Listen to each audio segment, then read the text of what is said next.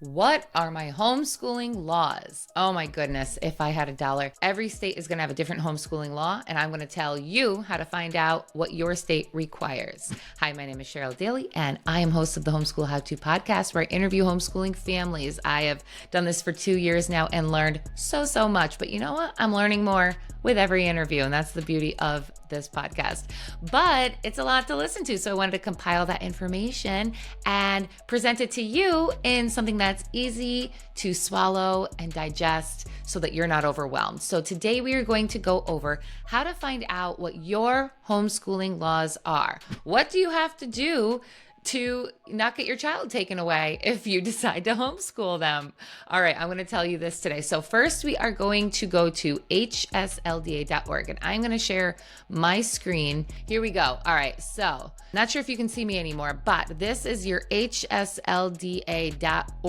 website. This is what you are going to need to go to find out the laws in your state. Now, I am a member, but I'm not going to sign in as a member right now because you have a lot available to you on this site without even being a member. I do recommend you becoming a member because they actually fight for our legal rights as homeschoolers. So I do not mind giving money to an organization that is there to protect us. And they do great work with laws that are coming down through the pipeline. They send you out information every time something a law is trying to get passed so that you are aware of it. It is a great thing to sign up for, but you do not have to. So I'm going in just as an everyday folk today.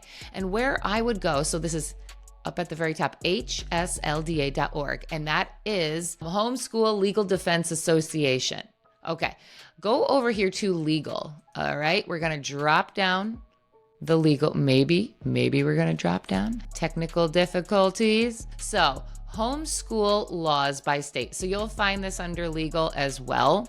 Oh, it looks like it's working now. You would go to state homeschool laws, but we're here, so let's not anger the computer any more than we have to.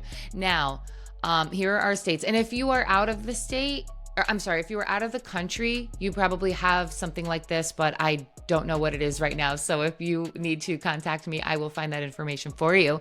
But this is just for the United States. I am in this beautiful red state of New York. And what does that mean? It means move out is what that red means. But so down here we have green. There is no notice or very low regulation. You want to live in the green. For the light blue, we have low regulation. For darker blue, it's moderate regulation. And red, like New York, it is high regulation. Look, even California is light blue. This is how pathetic it is where I live in New York. But I'm going to show you what the laws are in New York so that you can see the worst of the worst and know that you probably have it better. All right, so let's go over what is required in New York State to homeschool if you had to do the most requirements.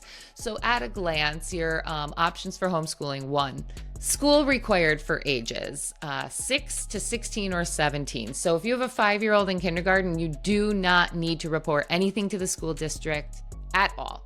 Okay, you start at age 6. Now you can start them in kindergarten in age 6. You don't have to start them in first grade. And you might want to do this because then they're always sort of ahead of the game. If you're doing first grade work at home, that's okay, but you can still report them as a kindergartner. And it's just they can always skip a grade later. Notification required, yes, in New York, yes it is. Teacher qualifications, no, you do not have to be a teacher, just a competent instructor. I wonder who decides if I'm competent enough. State mandated subjects, yes. Assessment requirements, yes. And immunization requirements, no.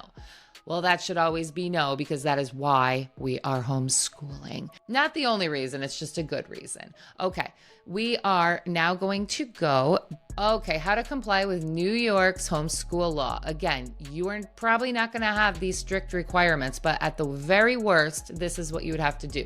Submit a notice of intent. So before the school year starts, usually by July 1st, you are going to let the school know that you intend to homeschool. Now, make sure you're contacting the correct place. You don't want to send it to the school if you actually have a different association or organization that you are supposed to report to. But start with the school. Ask the school, I'm planning on homeschooling. Where would I send the documentation, the notice of intent, and the IHIP and the reports to?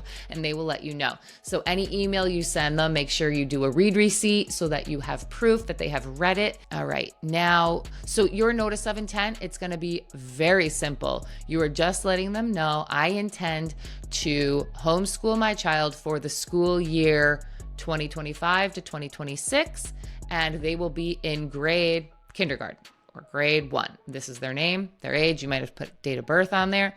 And I did have to also register with the school, which you probably don't have to do in many places, but in New York, they required me to register with the school. You know, I did what I had to do because sometimes I do play nice.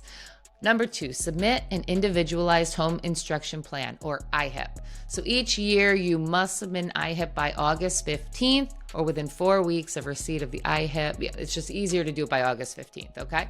Let's not complicate things. This form requires you to submit your child's name, age, grade level, a list of the syllabi, curriculum, materials, textbooks, or plan of instruction, your dates that you are going to submit your quarterly reports, and the name of whoever is giving the instruction. You can download the IHIP form right from this website on hslda.org, okay? You don't have to reinvent the wheel. It has already been invented for you. Yeah, that's easy enough to do. Basically, what you're doing is you're saying, this is what I plan to do for the year.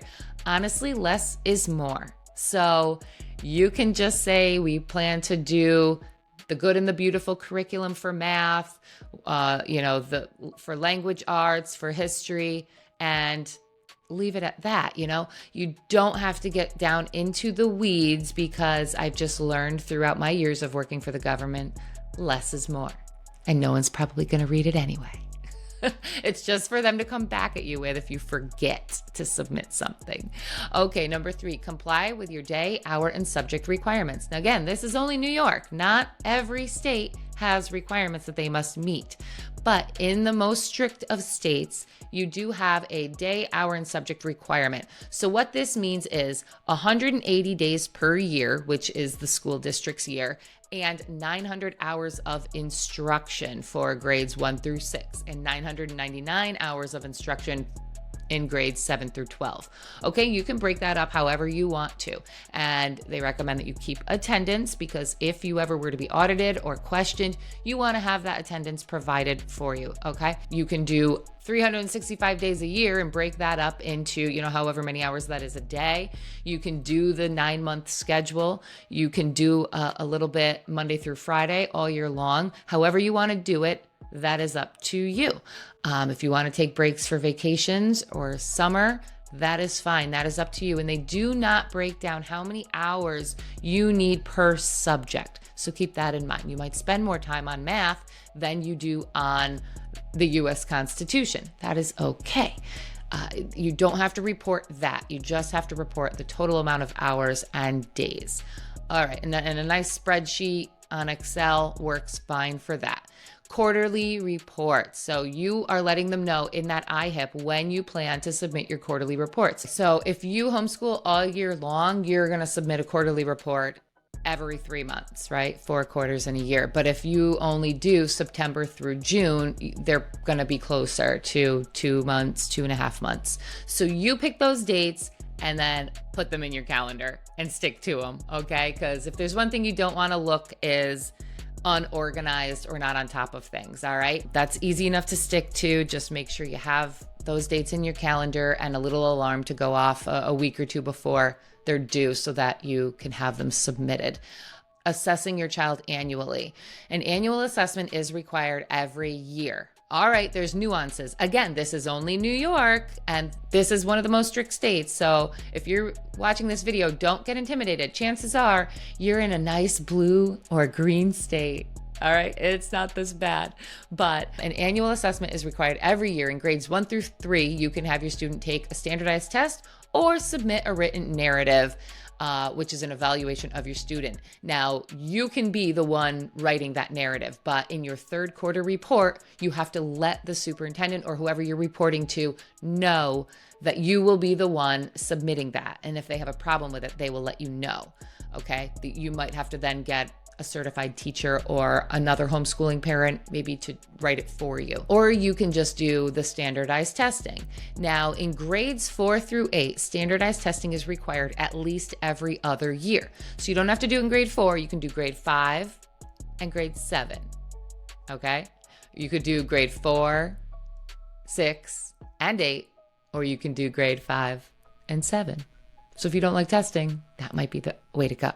Do it for grade 5 and 7. The test is administered at the public school or a registered non-public school. A test can be administered in your home. All right, so it's okay. And at any other reasonable location by a New York certified teacher or by another qualified person, including the student's parent. Okay, so what does all that mumbo jumbo say? You can do the test at home, proctored by the parent, you, okay? You do have to get the consent of the superintendent though. So let them know in that third quarterly report that you will be the one administering the test in your home. And then if they do have a problem with that, you can work it out from there. So the tests that you can choose from are the Iowa Test of Basic Skills, California Achievement Test, the Sanford Achievement Test, the Comprehensive Test for Basic Skills, the Metropolitan Achievement Test. It looks like that one is retired. A State Education Department test or another test approved by the State Ed Department, such as Personalized Achievement Summary System. You can easily go into Facebook groups and ask people what they use. I'm sure there's one. I haven't had to do this part yet, so I'm not sure what the one is that everybody uses, but it's sent to your home, you proctor it, and then you submit it back. Okay. So we can kind of take a little bit of the stress off of it. And then the written narrative evaluation. So if you are doing a written evaluation of your child, you can be the one to do it. You just have to let the school, the superintendent, be notified that you will be the one doing that in lieu of the standardized tests on that third quarterly report. Now let's get into what you actually have to report on your quarterly reports in the tough states like New York. I want to just reiterate that this is only in New York. This is one of the most strict states there is for homeschooling. So if you live in one of those blue or green states, God bless you. You're so lucky and you're so smart. But we're holding it down here in New York. Grades K through 12, you have to touch on patriotism and citizenship, substance abuse, traffic safety, including bike safety, and fire safety. And I just want to promote my book, the Let's Talk Emergencies, that I wrote. Will cover a lot of this. I don't know if you can see me or if you're just seeing the screen I'm sharing, but I will put a link to my book, Let's Talk Emergencies, where we go over all the things your kid needs to know in an emergency situation. And as far as needing to know who to call, 911, how to call 911 from a locked cell phone, water safety, fire safety, what to do in a fire. Yes, and I have a workbook to go along with it. But yes, so I was noticing in the curriculum I was doing with my son, nothing went over this stuff, or if it did, it touched on it 1 or 2 times, not enough. But they need to know our phone numbers. They need to know mom and dad's first and last names. Okay, that's my tangent. Sorry. Anyway, you can use my book for things like the traffic safety and the fire safety and just stuff that you want them to know anyway.